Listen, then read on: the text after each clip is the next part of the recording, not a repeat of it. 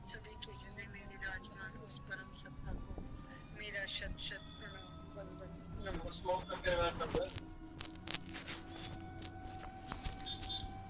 हम कल 14वें अध्याय को आरंभ किए थे और हमने सत्व और रज के स्वरूप को जाना था कि किस प्रकार जीवात्मा को रजोगुण बांध लेता है और वो इस देह में बंध जाती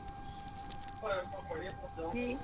रजो रागात्मकम विद्धि तृष्णा संग समुद्भवम तन्निबध्नाति कौन्तेय कर्म संगेन देहि।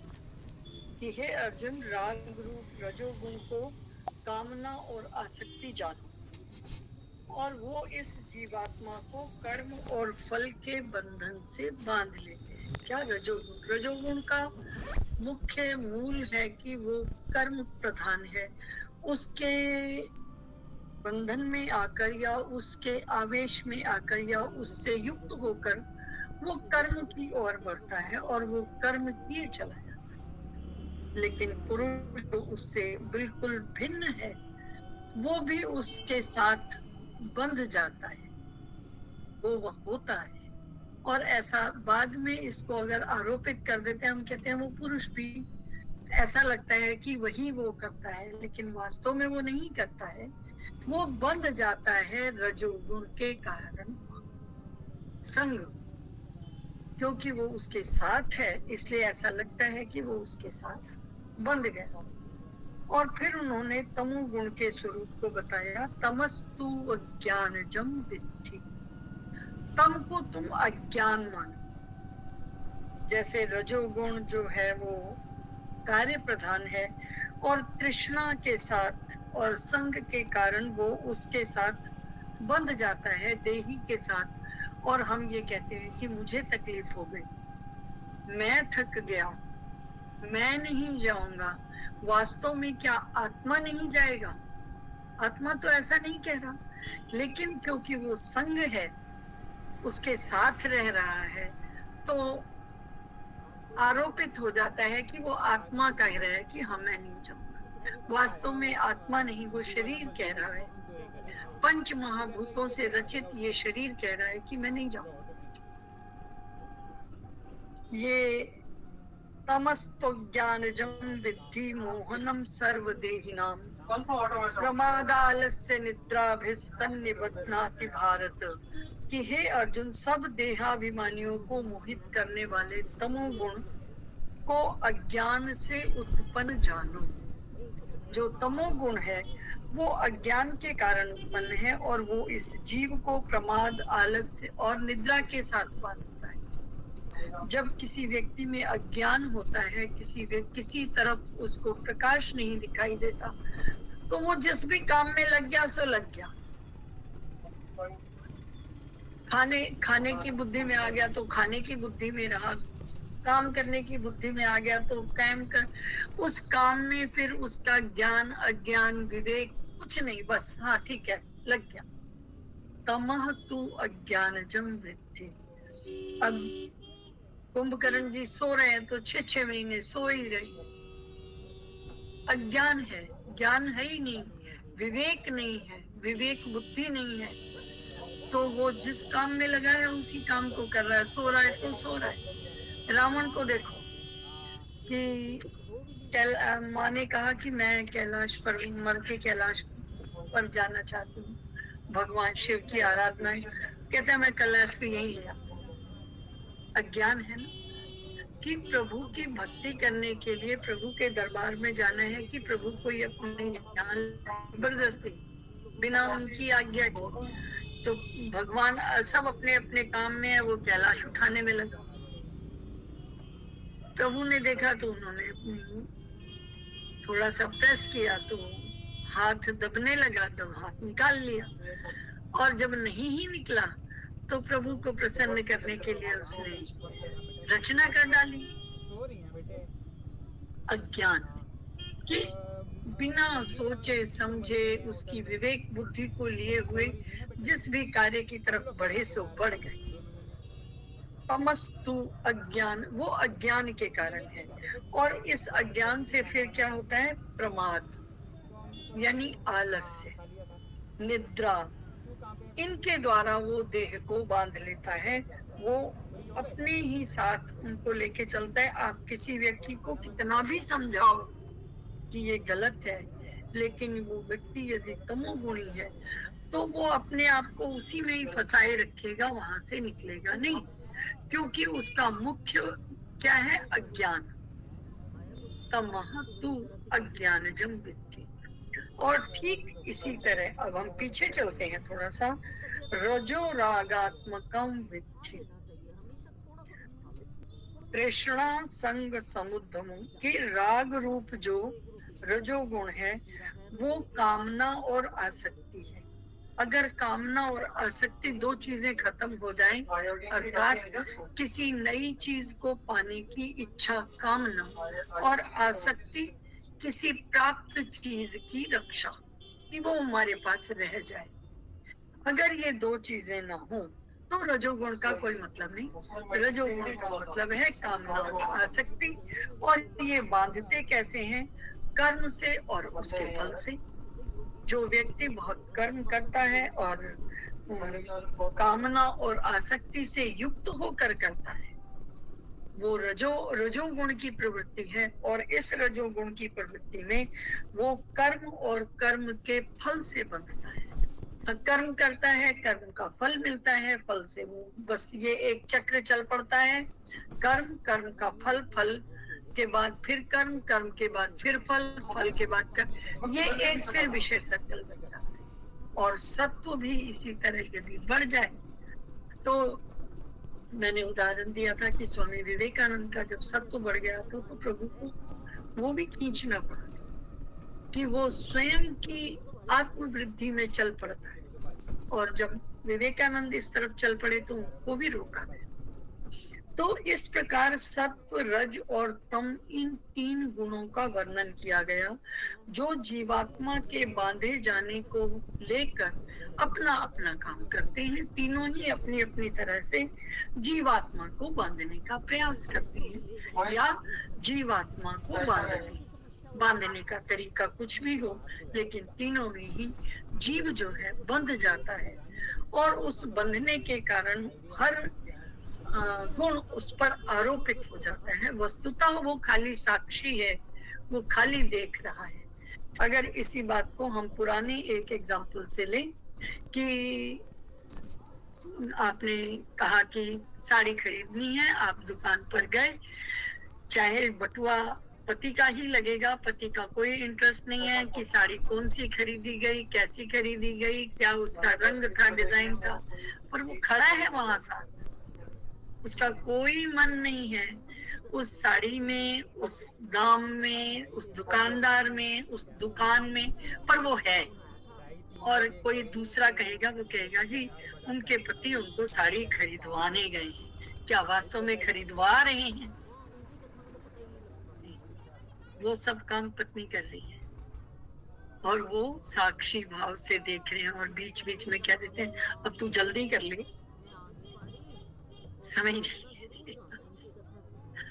वो साक्षी है लेकिन बंधता है।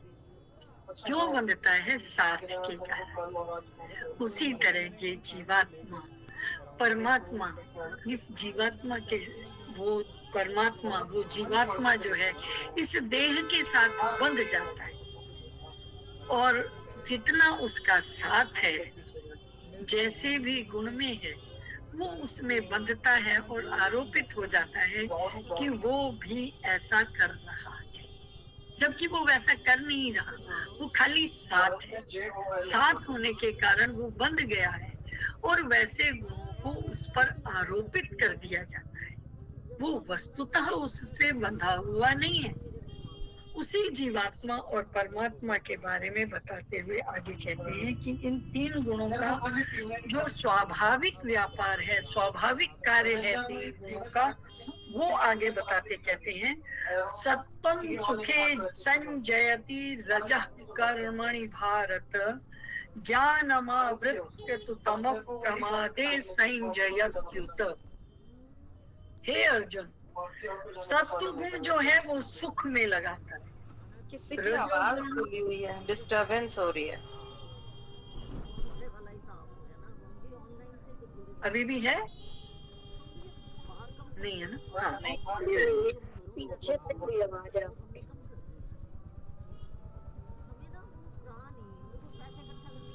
सत्वम सुखे संजयति, जो सत्व गुण है वो सुख में लगाता है, रजोगुण कर्म में लगाता है, तमोगुण तो ज्ञान को ढक कर प्रमाद में लगाता है। वो जो बात अभी पहले बताई, सत्व जो है वो सुख में लगाता है। सुख का अर्थ है सात्विक सुख। सुख का अर्थ सुख और दुख वाला सुख नहीं है। सुख का अर्थ है सात्विक सुख, जो सांसारिक भोग, चेष्टा, प्रमाद, आलस्य, निद्रा, आत्मचिंतन से हटाता है और सात्विक सुख से संयुक्त करता है अर्जुन। और यही सुख में लगाना है। और जो कर्म का वाचक है ये रजोगुण है, क्योंकि इससे व्यक्ति किसी कर्म की ओर बढ़ निकलता है। जब उस कर्म से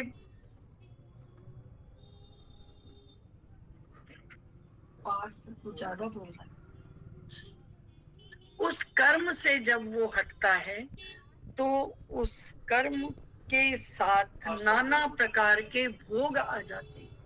उन भोगों से लगा हुआ व्यक्ति उन भोगों में रत होकर रह जाता है, वो वहां से निकल नहीं पाता। इसलिए उसका अर्थ है रजोगुण। रजोगुण की जब प्रवृत्ति होती है तो व्यक्ति बहुत बड़े बड़े बड़े बड़े आविष्कार कर देता है, क्योंकि वो लगा रहता है, उसी में उसका ध्यान है। कुछ भी गलत या सही नहीं है। व्यक्ति की प्रवृत्ति की बात हो रही है कि प्रवृत्तियां 3 तरह की हैं। वो 3 तरह की इसलिए हैं क्योंकि 3 तरह की प्रकृति है। अभी भी आ रही है आवाज? नहीं आ। तो ये जो 3 तरह की प्रवृत्ति हैं व्यक्ति को 3 तरह से बांधती हैं, 3 तरह से चलाती हैं। उनका अपना अपना गुण और विषय है। उन विषयों के अधीन होकर जीवात्मा परमात्मा जो है वो इस देही के साथ बंधा है। तो ये तीनों गुण देही पर आरोपित हो जाते हैं। इसी बात को यहाँ स्पष्ट किया है। और फिर कहा जो तम है वो प्रमाद का, आलस्य का है। इसमें ज्ञान को आच्छादित करके आलस्य, निद्रा, तंद्रा और मतलब कोलू के बैल के जैसे लगे हैं अकारण, कोई कारण नहीं है, बस उसमें लगे। तो ये है तमोगुण के लक्षण।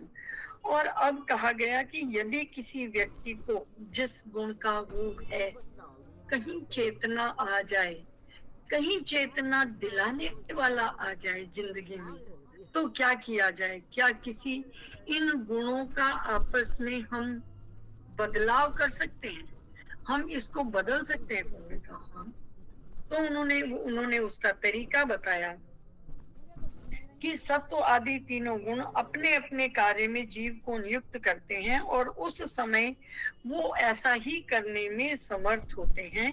किस प्रकार ये समर्थ होते हैं ये बताया कि हे अर्जुन, रजस तमश्चा विभूय सत्वं भवति भारत, रजः सत्वं तमश्चैव तमः सत्वं रजस्तथा। कि हे अर्जुन, रजोगुण और तमोगुण को अगर दबाया जाए तो सत्व गुण बढ़ जाता है, और सत्व गुण और तमोगुण को दबाया जाए तो रजोगुण बढ़ जाता है। रजोगुण और सत्व गुण को बढ़ाया जाए तो तमोगुण बढ़ जाता है। अर्थात ये मतलब जब 2 गुणों को दबा दिया जाता है तो तीसरे गुण की अधिकता हो जाती है और वो व्यक्ति उस गुण में जीने लग जाता है। और ये कहने का अर्थ ये है कि जिस भी प्रवृत्ति को रोक कर ये कार्य होते हैं, जैसे अगर सत्व गुण और तमोगुण की प्रवृत्ति को रोका जाए तो रजोगुण अपना कार्य आरंभ कर देता है और उस समय शरीर में इंद्रिय, वासना, चंचलता, अशांति और नाना प्रकार के जो कर्मों की प्रवृत्ति है वो शुरू हो जाती है। और उस समय सत्व गुण के कार्य जैसे प्रकाश, विवेक, शक्ति, शांति ये सब नहीं रहते, फिर वो रजोगुण के साथ रह जाता है और रजोगुण के साथ बढ़ते बढ़ते वो उस कर्म में लग जाता है। और कभी कभी, और जब ये कर्म फल के अधीन हो जाता है, फल के साथ हो जाता है, तो फिर ये एक सर्कल बन जाता है, फल कर्म फल कर्म फल कर्म। और इसी तरह जिन दो गुणों को दबाया जाए तो तीसरा गुण प्रधान हो जाएगा और वो वैसे वैसे कार्य को करने लग जाए। अब वो कहा सद्वारेषु देहेस्मिन् प्रकाश उपजायते ज्ञानं यदा तदा विवृद्धं सत् में इस अंतः की उत्पन्न होती है। इसी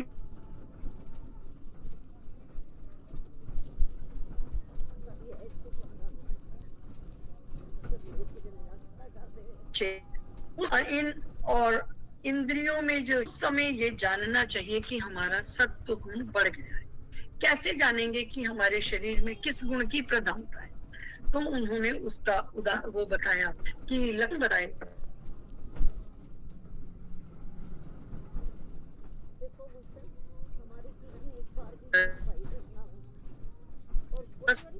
जब प्रकाश की उत्पत्ति होती है, जब इंद्रियों में चेतना उत्पन्न होती है, विवेक शक्ति उत्पन्न होती है, तब समझ लो कि सत्व गुण बढ़ गया। चेतना और प्रकाश अर्थात जब आपकी विवेक बुद्धि जागृत हो, चेतना अपना कार्य बहुत भली प्रकार से कर रही हो और आपके अंदर विवेक शक्ति उत्पन्न हो, आप अच्छे और बुरे, पाप और पुण्य, हानि और लाभ, इनका विवेक कर पा रहे हो, उसमें अंतर कर पा रहे हो, तो ये समझो कि आपके अंदर सत्व गुण की प्रधानता हो। लक्षण बताए गए। और इस प्रकाश का अर्थ है कि आपके शरीर में हल्कापन, इंद्रिय और अंतःकरण में एक निर्मलता और चेतनता की अधिकता की आप सोच रहे हो, सही दिशा में सोच रहे हो, ठीक सोच रहे हो, निरक्षीर विवेकी हो गए हो, उस समय आप सत्य, असत्य, कर्तव्य, अकर्तव्य, आपके कर्तव्य, आपके अधिकार, इन सब में जो थोड़ा सा अंतर है उसको ले रहे हो और उन अच्छे गुणों पर चल रहे हो, तो समझो कि आप में सत्य की प्रधानता है। और आगे बताया कि सत्व गुण की वृद्धि के बाद अब रजोगुण की वृद्धि के लक्षण कहते हैं, लोभ प्रवृत्तिरारंभ कर्मणाम शमस्पृहा रजस्येतानि जायन्ते विवृद्धे भरतर्षभ। कि रजोगुण के बढ़ने पर लोभ, प्रवृत्ति, स्वार्थ, ये सब जो सकाम से आरंभ होने वाले कर्म हैं, जो पहले भी बात की गई कि सकाम कर्म क्या है, अगर उस परिभाषा को यहाँ लाया जाए तो ये उससे मेल खाएगी। वो जो सकाम कर्मों के सारे लक्षण थे, जब हम कुछ पाने की इच्छा करते हैं, कुछ पाने के बाद उसको उसको संभालने की इच्छा करते हैं, फिर उसकी रक्षा की इच्छा करते हैं, उन इच्छाओं की पूर्ति का नाम है रजोगुण की प्रधानता।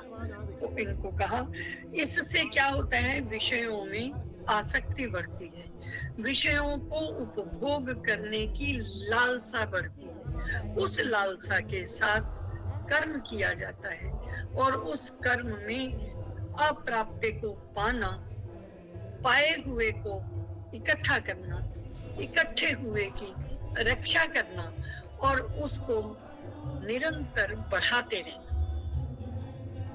ये चार गुण आते हैं वहां। और जब ये चार गुण आते हैं तो समझ लो रजो रागात्मक वृद्धि, वहां रजोगुण की प्रधानता है, क्योंकि वहां लोभ है, अधिक संग्रह की इच्छा है, वहां से वैराग्य नहीं आएगा, वीतरागता नहीं आएगी, वहां लोभ आएगा और इसका नाम है रजोगुण। और रजोगुण की प्रधानता को बता, हरिओम, रजोगुण की प्रधानता को बताने का नाम है कि यहाँ पर रजोगुण जब बढ़ेगा तो व्यक्ति में प्रधानता होगी सकाम कर्मों की। और सकाम कर्म बुरा नहीं है, ध्यान दीजिएगा, ना सत्व बुरा है, ना रज बुरा है, ना तम बुरा है, कुछ भी बुरा नहीं है। ये खाली उसकी प्रधानता को बता रहा है कि जब आप में रजोगुण बढ़ता है तो आपकी प्रवृत्तियां कैसी होती। और उनको, क्योंकि सकाम कर्म को अगर गलत कहना होता तो प्रभु खुद ही कहते ना, प्रभु ने कहीं उसको गलत नहीं बताया, लेकिन मुक्ति से बाधक है, लेकिन गलत नहीं है। और आगे उन्होंने तमोगुण के लिए, जैसे सत्व के लिए बताया, रज के लिए बताया, अगले श्लोक में प्रभु तमोगुण के लिए बता रहे हैं, अप्रकाशो अप्रवृत्तिश्च प्रमादो मोह एव च तमस्येतानि जायन्ते विवृद्धि कुरु नंदन। कि तमोगुण के बढ़ने पर अंतःकरण और इंद्रियों में अप्रकाश यानी प्रकाश का अभाव, अंधेरा कुछ होता नहीं, प्रकाश का अभाव। तो कहा कि जब अंतःकरण में तमोगुण बढ़ेगा, अप्रकाशो प्रवृत्तिश्च, जो इंद्रियों में या अंतःकरण में अप्रकाश, कर्तव्य कर्मों में से विलगाव, जो आपके कर्तव्य कर्म हैं उनसे भी आप मुक्त होना चाहोगे, उनकी तरफ भी नहीं बढ़ोगे। प्रमाद, व्यर्थ की चेष्टाएं, जिनका कोई अर्थ नहीं, जिनको करने से कोई लाभ नहीं, जिनको न करना ही अच्छा है, उन चेष्टाओं में आपकी प्रवृत्ति, इसको कहते हैं प्रमाद। और फिर जो इस तरह की वृत्तियां हैं ये उत्पन्न होने लग जाती हैं, अर्थात व्यक्ति निरर्थक कार्यों में व्यस्त रहता है, क्योंकि बिना कर्म किए तो कोई रहता ही नहीं। पहली बात कि व्यक्ति कभी खाली नहीं रहता, और नहीं रहता